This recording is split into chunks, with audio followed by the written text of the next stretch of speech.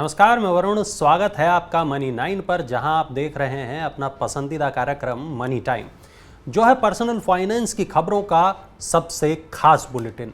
यहां आपको मिलती हैं वो सभी खबरें जो डालती हैं आपकी जेब पर असर, जिंदगी पर असर। चलिए शुरू करते हैं आज की खबरों का सिलसिला। और आज की पहली खबर है 5G की शुरुआत से जुड़ी हुई। प्रधानमंत्री नरेंद्र मोदी 1 अक्टूबर को 5G लॉन्च करेंगे। देश में 5G इंटरनेट सेवाओं की शुरुआत 1 अक्टूबर से होने जा रही है।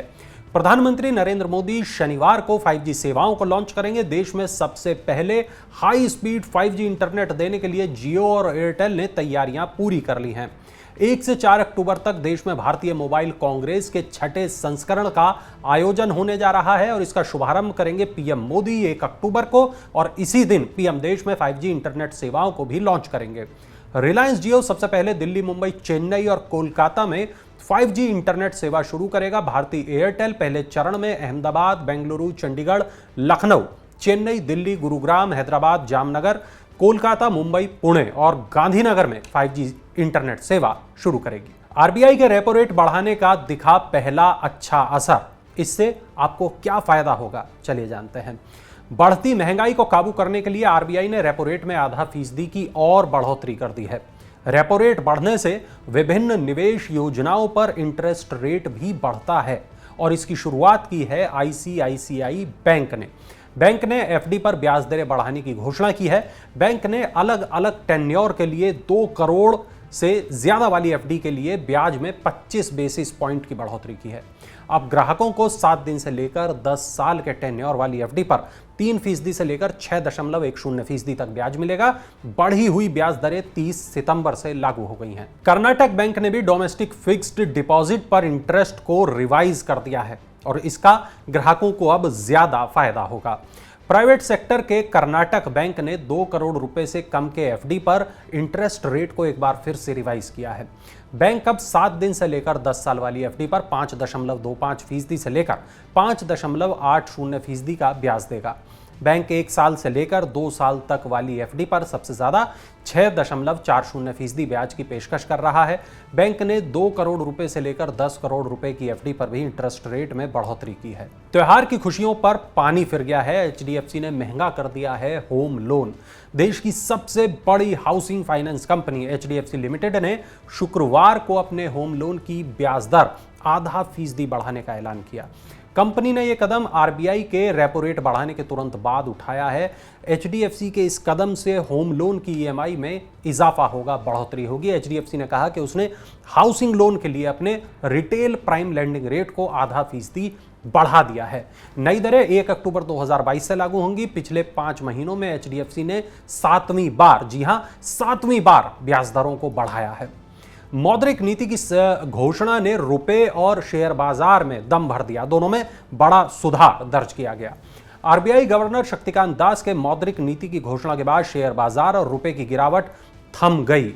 डॉलर के मुकाबले रुपया 37 पैसे मजबूत होकर 81.36 के स्तर पर आ गया। इसके साथ ही शेयर बाजारों में पिछले 7 कारोबारी सत्रों से जारी गिरावट पर रोक लग गई।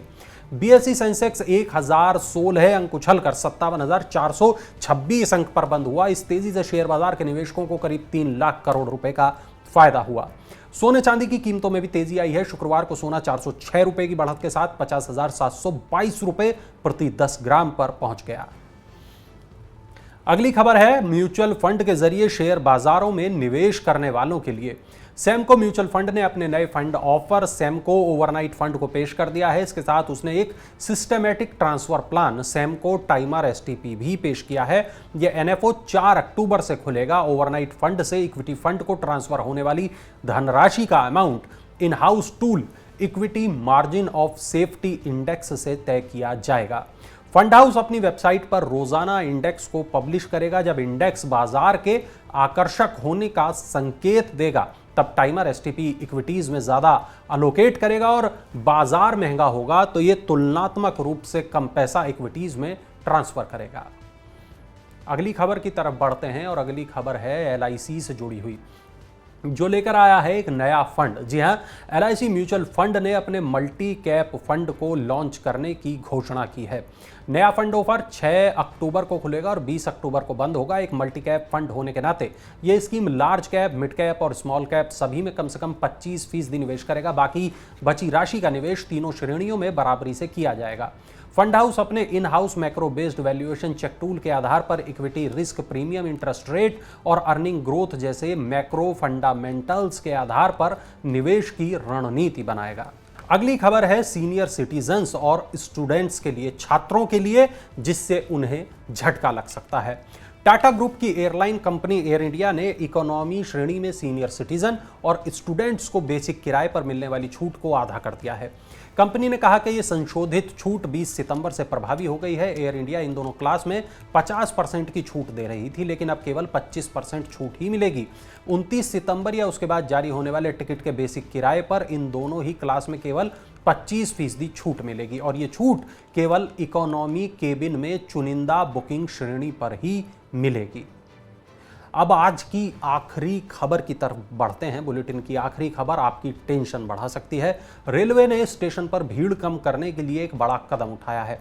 त्योहारों के सीजन में रेलवे स्टेशनों पर बढ़ती भीड़ को देखते हुए इंडियन रेलवे ने प्लेटफॉर्म टिकट को महंगा कर दिया है। दक्षिण रेलवे के चेन्नई डिवीजन ने त्योहार के दौरान रेलवे स्टेशनों पर भीड़ को रोकने के लिए प्लेटफॉर्म टिकट की कीमत 10 रुपए से बढ़ाकर 20 रुपए कर दी है। ये बढ़ी हुई दरें 1 अक्टूबर से शुरू होकर अगले साल 31 जनवरी तक लागू रहेंगी। इससे पहले कोविड-19 के लॉकडाउन के दौरान भी रेलवे स्टेशनों से यात्रियों के अलावा अन्य लोगों को दूर रखने के लिए प्लेटफॉर्म टिकट की कीमतों में बढ़ोतरी की गई थी। चलिए अब नजर डालते हैं IPO अपडेट पर, देखते हैं क्या कुछ चल रहा है IPO की दुनिया में। मेडिकल इक्विपमेंट बनाने वाली कंपनी एयररॉक्स टेक्नोलॉजीज ने IPO के लिए सेबी के पास दस्तावेज जमा करा दिए हैं। कंपनी की योजना इस IPO से 750 करोड़ रुपए जुटाने की है। IPO पूरी तरह से ओपन फॉर सेल पर आधारित होगा। एयररॉक्स टेक्नोलॉजी अस्पतालों में PS ऑक्सीजन जनरेटर की सुविधा मुहैया कराती है। वेदांता ग्रुप की स्टरलाइट पावर ट्रांसमिशन लिमिटेड ने शुक्रवार को अपने 1250 करोड़ रुपए वाली IPO योजना को टालने की घोषणा की है। कंपनी ने कहा है कि अभी बाजार की स्थिति IPO के अनुकूल नहीं है।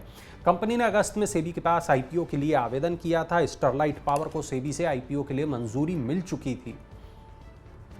तीसरी खबर है तकनीकी वस्त्र बनाने में इस्तेमाल होने वाली मशीनरी बनाने वाली कंपनी लोहिया कॉर्प की IPO से पूंजी जुटाने के लिए बाजार नियामक सेबी के पास दस्तावेज जमा करा दिए हैं। कंपनी ने IPO पूरी तरह से बिक्री पेशकश पर आधारित होगा। कानपुर स्थित लोहिया कॉर्प तकनीकी वस्त्रों के उत्पादन में उपयोग की जाने वाली मशीनरी और उपकरण बनाता है।